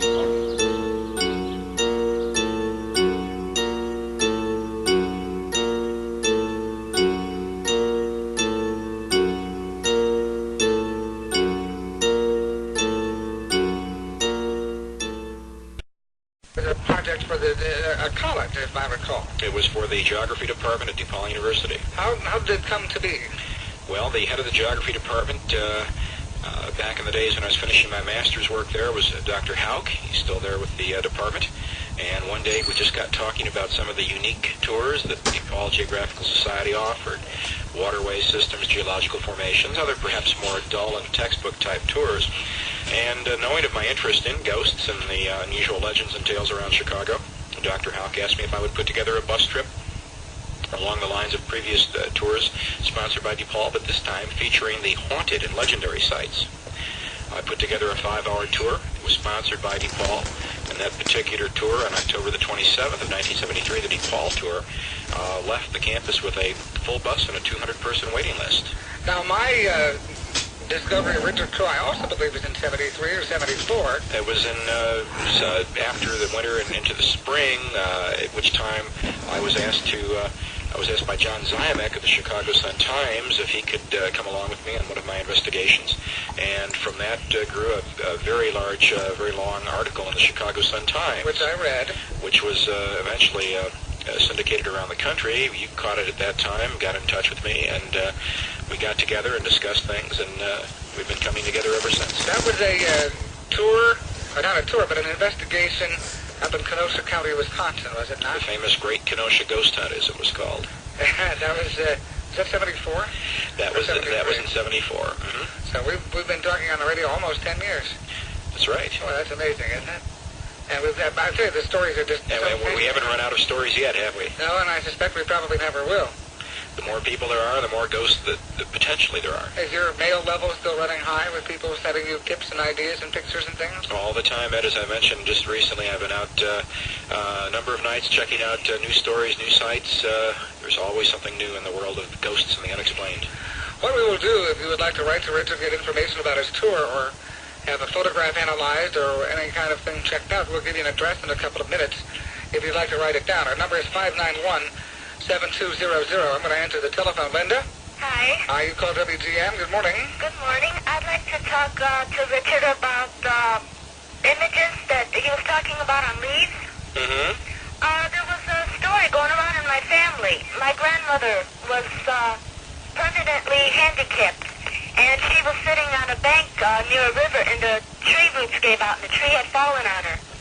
And after they cleared up the accident and they took pictures, her face was supposed to have been imprinted on the leaves. And I was wondering if that is really possible or if it's really just a story. Well, do you have a copy of the photograph? My uncle in Florida is supposed to have photographs of this. Where did that take place? I can't remember exactly where in Florida, but they live near the swamp. Oh, brother. Well, this is a long time ago. Forgive me for laughing. Well, I certainly would like to have a copy of that photograph to take a look at, because I think it may well be along the lines of things we were talking about. That's what I was wondering, because I always thought it was just a story until I heard you talking about it. And I had it one day. See, I was only a couple months old when my grandmother had this accident. And she said that there really are photographs and that my uncle has them. Why don't you try and get a copy and send it to Richard for analysis? Well, I can see if he still has any left. Okay, I certainly hope he does, and if, all we need is a print from a negative, we don't need the originals necessarily, as long as we can get a clear print from the negative. Could something like that possibly happen because it was more or less a violent type of death? Well, as I mentioned earlier, from the days of photography's development in the 1860s, there have been stories like this, of things being caught on film, which are quite mysterious. And for some reason, images in leaves and the shadows and in brush and foliage, this is one particular aspect of this psychic photography type occurrence that has been noted again and again. And all I can say is it does fit a pattern. I don't know about your individual case, of course, until I look into it, but it certainly is a possibility and I would love to take a look at a photograph that you think shows us. See if we can find it. We'll give you the address in a moment, okay? All right, Linda, are you still there?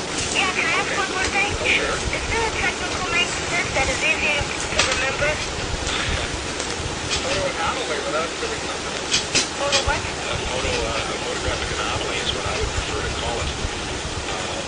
But there are other names in Britain. They sometimes have other, there's a long technical term for it, but you just caught me off guard here. I can't remember at the moment.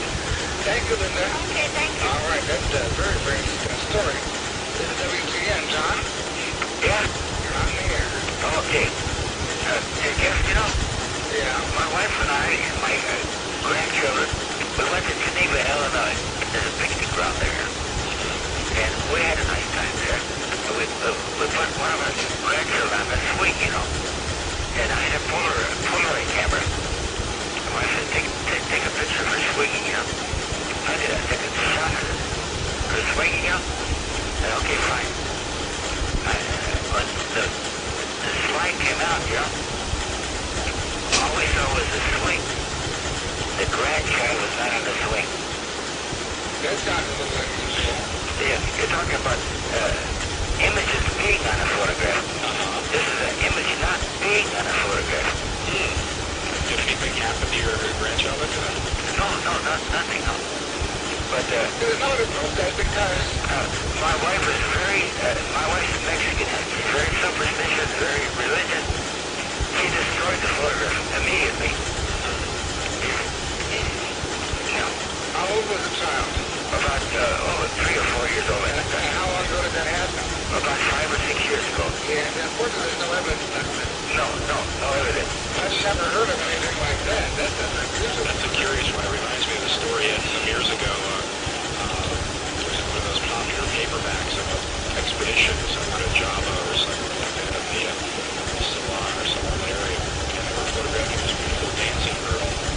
And when they developed the film, there's all the scenery in the background, no dancing girl. That's curious that you would, I mean, you know the person, you know that it was your granddaughter, and she was right there in the picture, and she wasn't. That's quite curious. Thanks for your call. You go back and try that again. Put a child in that swing and see what happens next time you do something that's possible. WTN. Yes. You're on the air. Yeah, this is David from Prospect Online. And let me see, I've got a question for Mr. Crowe. First off, I was wondering if anybody's ever tried taking any pictures of the site where John Gacy's house was located to see if anything ever showed up in those photographs. Well, interesting you should bring it up. I was there on the spot with a friend of mine from the south side, Dale Kaczmarek, and we were shooting some infrared. But unfortunately, or fortunately, I suppose, maybe for that matter, we didn't get anything unusual, anything out of the question. Places like that, though, I think would have would be a natural place to try your inclination to try to pick up something on film. And you would think that quite possibly you could get something. So far, to my knowledge, no one's been able to pick up anything unusual at that spot. Have you tried it yourself? No, I haven't tried it myself, but after listening to your program tonight, I think I'm going to. Let me see. I'll like to say hello to my friend Carl. If there was, and it's ever happened to anybody else in your experience. Footsteps following people? Yeah, I'd walk up the stairs, be like 1 or 2 o'clock in the morning, and just like I'd be putting the key in the lock, and all of a sudden it was like there was another person walking up the stairs behind me. Now, did they sound like your footsteps? Well, footsteps, period. It didn't sound exactly like mine. Like not like it was an echo. It was like it was as if there was another person following about 2 to 3 feet behind me. Okay. Are you of Scandinavian descent, by the way? No, I'm not. There is a certain type of Scandinavian ghost, if you will, and it sort of imitates somebody that at a different time. Let's say coming home an hour before you come home, and it imitates you, and you hear the key in the lock and the footsteps and things like that. That's possible. But as to following that closely, that's interesting. There was a case on in the southeast suburbs of the Chicagoland area of footsteps following people down a certain stretch of roadway. You'd walk down that roadway alone at night and hear footsteps behind you. Yeah. But for an indoor site, no, that's the first time I've heard that. Anything interesting in the history of that site, that building? Well, there was a story going around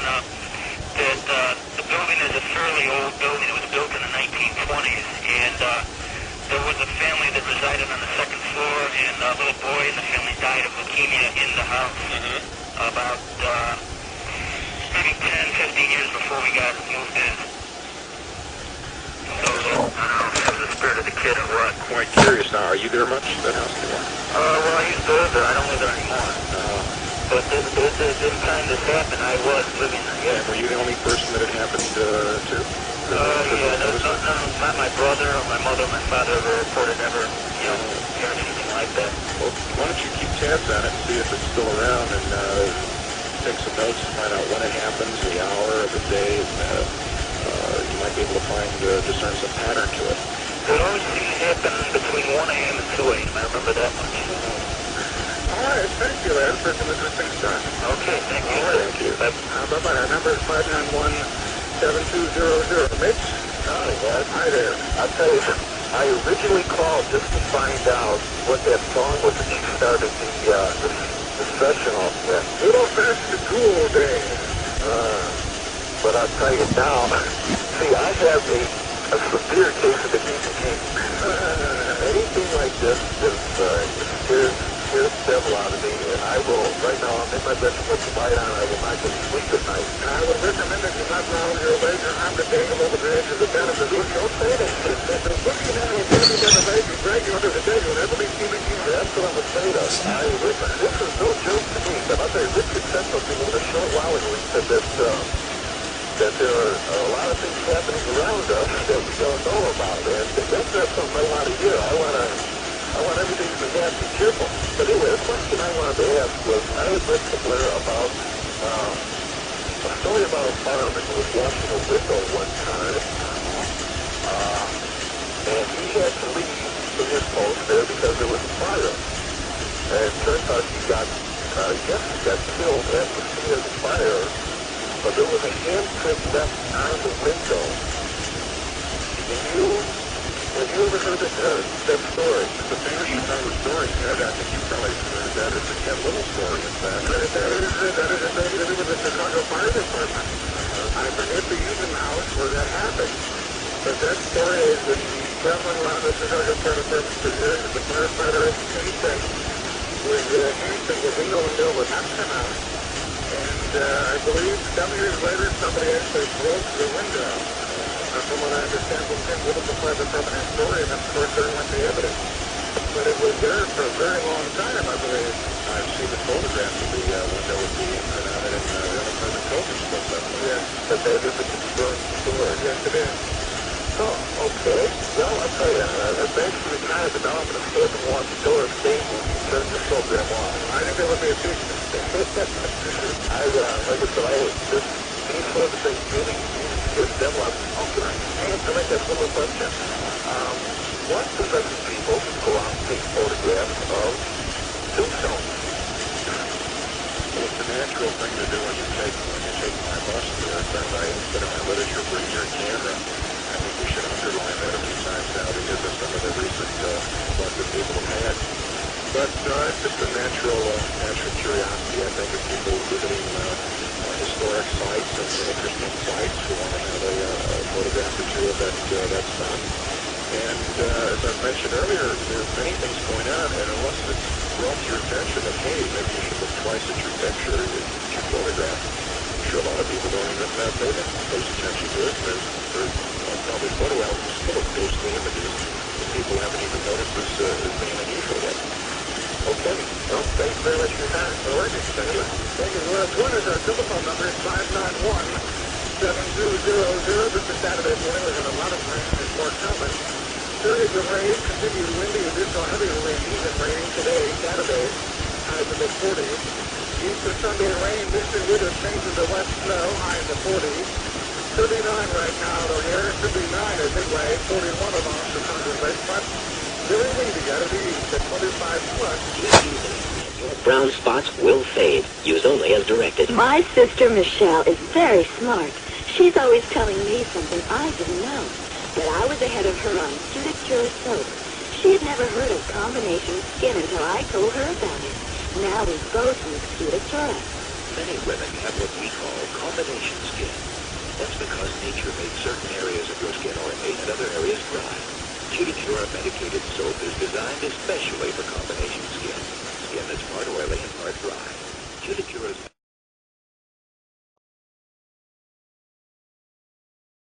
The following program is internationally renowned ghost hunter Richard Crowe's final television appearance, recorded on May 17, 2012.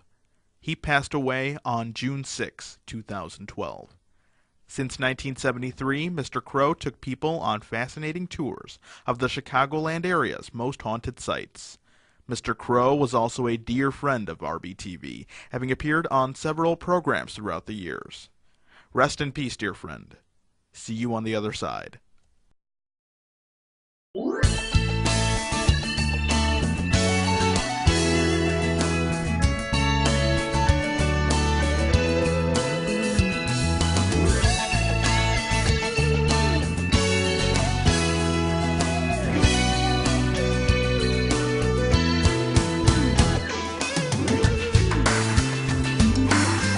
Hello and welcome to the A-List. I'm Alex Voorhees. My guest for today's episode is the man behind the Chicago Supernatural Ghost Tours and an internationally renowned ghost hunter, Mr. Richard Crowe. Welcome to the show, Mr. Crowe. Thank you, Alex. For those who don't know, could you please describe a little about how a ghost hunter does his job, like what goes into setting up a ghost hunt? Mm-hmm. Well, first of all, it's not the way a lot of people think, I suppose, but most of my work is done prior to even going out the door. Telephone calls, internet, doing book research, getting the history, and then that's when you go out once you're totally equipped with as much knowledge as possible about a specific location. Then you go out there and take a look at it close up, hands on. Mm-hmm. Like when you talk about research, what kind of things do you research when you're looking into a location to do a hunt for? Well, because Chicago is such a unique situation, such a unique area, we've got tragedy, we've got gangsters, we've got all kinds of aspects of foul play and murder and mayhem that you just learn about the history of the area, and from there start asking around, or usually the stories come to me even without even asking, from people who have experiences and they want to tell me about things that they think are of supernatural origin that happen to them in a certain spot. So what kind of equipment do you use once you've done enough research? What piece of equipment do you use to find these ghosts or supernatural activity? I'm not really huge onto equipment. EMF detectors, doing the voice recordings and so forth. That does not really get me going. I want good eyewitness first-hand accounts. I want personal observation. Studying that, collating that, and ABCD, having all these different people basically give me little bits of the jigsaw puzzle, putting it together. That's how I conduct my ghost research. So I'm sure you've been on many ghost hunts throughout years. What are some of your most memorable experiences or locations that you've scouted out? Sometimes it's right in the neighborhood. Sometimes it's just something in the area that's not always thought of as being very haunted. Very interesting case in 2007. I was doing a tour in Chinatown for some retired postal employees. And we're walking about, and I had told these people previously that there's one ghost that's been reported for years. She appears to be an 80-year-old Chinese lady, about 5 foot tall, silver hair, cut in a bob, big smile on her face, and wears a burgundy jacket and hood. And she had been showing up on my tours, talking to the straggler in the group, and they'll ask me later, what happened to that Chinese lady that we had in our tour? I'm going, no, we don't have one. Oh, but she was right here with me all during the tour. You didn't see her? No. What happened? She disappeared. Now, I thought maybe it was just somebody who was lonely. Sometimes you get older people that are lonely, like to talk and chat. But then in 2007, that's when I was bringing these folks around, and we were leaving a store on Wentworth Avenue. Now, a few feet away from the door is a big green mailbox. And as I'm walking out the door, somebody just grabs my sleeve, tugs at it and points. And there she was, right there at the mailbox. Wow. 5 foot tall, silver hair, cut in a bob, big smile on her face, looked to be about 80 years of age. The only thing is she was not wearing that burgundy jacket and hood. So, okay, what to make of that? It was an April day, and it was warm. But she had the burgundy jacket and hood. She was hugging it to her chest. It was too warm to put that jacket and hood on that day. Wow, that's... So I'm like dancing around trying to look her in the eye. She kept diverting her gaze. And then, after we were doing this little dance for a minute or so, distracted by somebody, and she was gone. Oh, that's... I can't... That group will never forget that particular tour. Yeah. I can't even imagine something like that, like the feelings. I guess that's something you have to experience firsthand. No, but think about this too. It was in broad daylight. So many people have this preconceived notion that ghosts can only be observed after dark. And you have to have darkness, you have to have sundown before anything like that can happen. That's not the case. Yeah, so I can see how many of these TV programs and stuff have put that thought in people's mind, but with a story like that, I can definitely believe that ghosts can come about at any time of the day. Absolutely. So another thing too, besides the fact that that was a visual, that was an apparition, but most ghostly encounters are not even visual. They're through the other senses.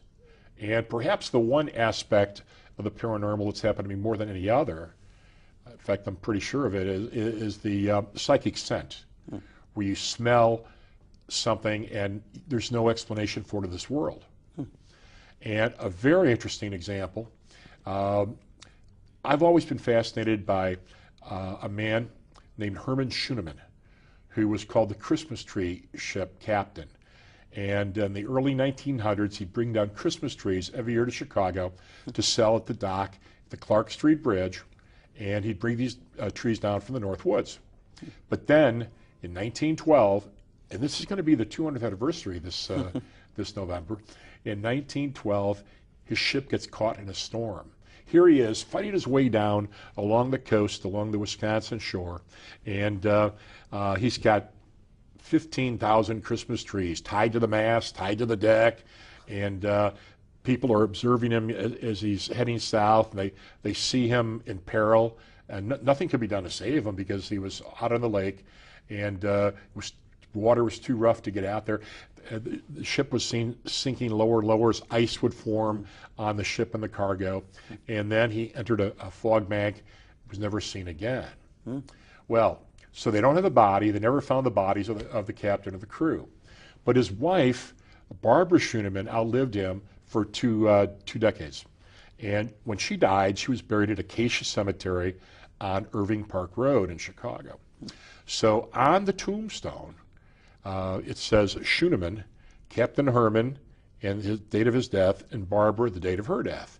In the center, a little tiny Christmas tree carved in the red granite. And I thought that was a fascinating story and had no idea it would turn into a ghost story when I went out there. So I go to visit the grave, and all of a sudden, I'm smelling Christmas trees. I'm smelling this very strong pine scent. And there are no trees around to account for that. And that happens a lot on my tours when we go out there and pay our respects to the captain of the Christmas tree ship. So his body was never found, but he's remembered by that very unique monument, and some strange psychic way he still is around with that psychic scent. So, can you tell us a bit about, for anybody who's ever been interested in going on one of your tours or ever wanted to go ghost hunting, could you tell us a bit about your Chicago Supernatural tours?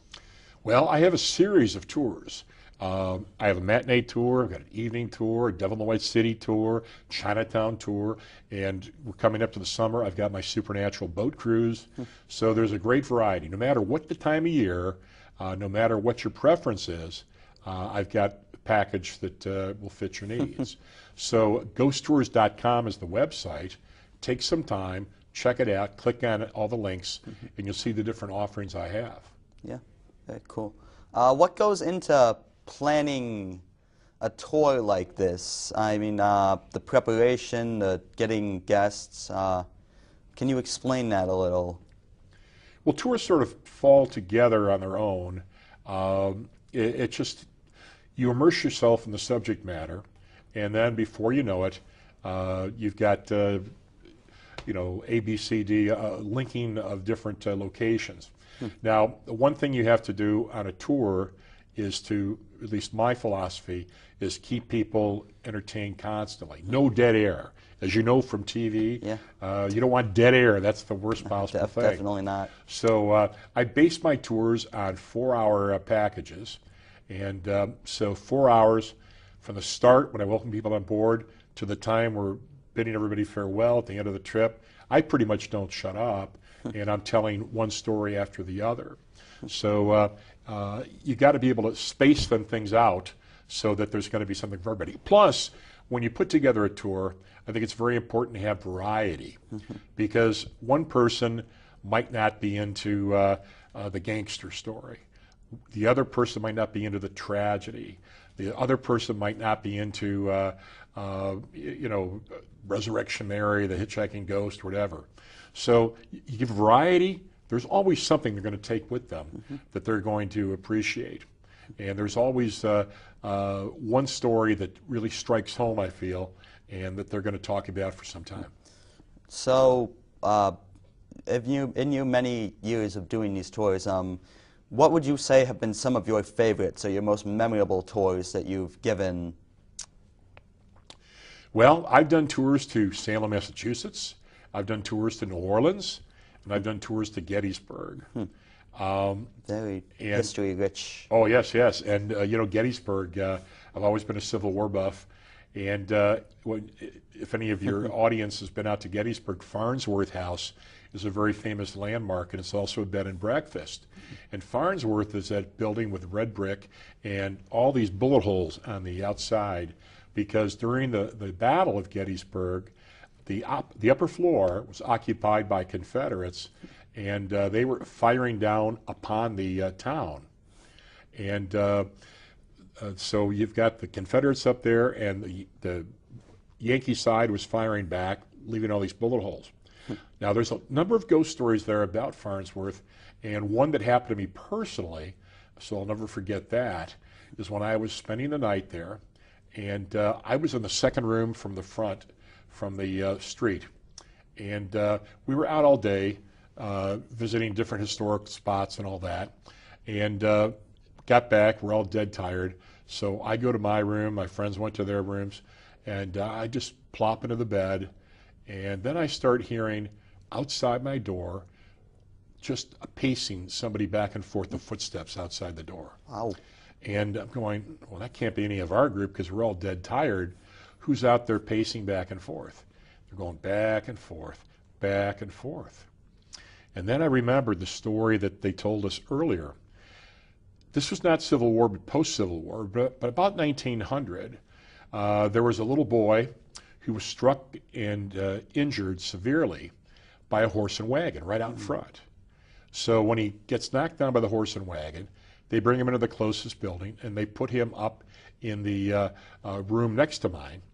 And the doctor is trying to save his life all night long. He's trying to get that little boy to recover, to survive, and it was in vain. He died. And during the time the doctor is in the room with the boy, the distraught father was walking back and forth, just in the hallway there, right next to the room and right next to my room. And I'm going, well, okay, what do you do in this situation? Do you get up and open the door and look out there? Or is it going to be something you don't want to see? Or is it, you know, is that going to be the end? Or do you just lay here in bed and wait to see what would happen next, listen for what would happen next? So I was dead tired. I just figured I'll just lay here and keep listening, and eventually fell asleep. And I asked the next day, all my group, we were the only ones in there, we had the whole building to ourselves. Anybody out walking around the corridor just outside my door, outside the hallway? Oh, of course not. We were all tired. I'm going, well, then I must have had the ghost walking outside the door. Wow, that's That's very... So, that's not Freddy Krueger. That's not some Hollywood movie. But this is the reality. This is what most ghost stories are, at least in the old days.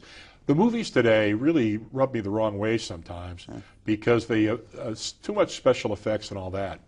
But the more subtle ghost movies like The Haunting or The Uninvited with Ray Milland, starring Ray Milland, these were the kinds of approaches to ghost stories, the classic days, that were much more in tune with what you find in the real world. Yes, I can see how the media has, the movies and everything has distorted, made these fantastical stories out of ghosts with special effects and everything. And I enjoyed the conversation here today, but unfortunately we're out of time. So thanks for joining me on the A-List. I'm Alex Voorhees. Thanks for watching.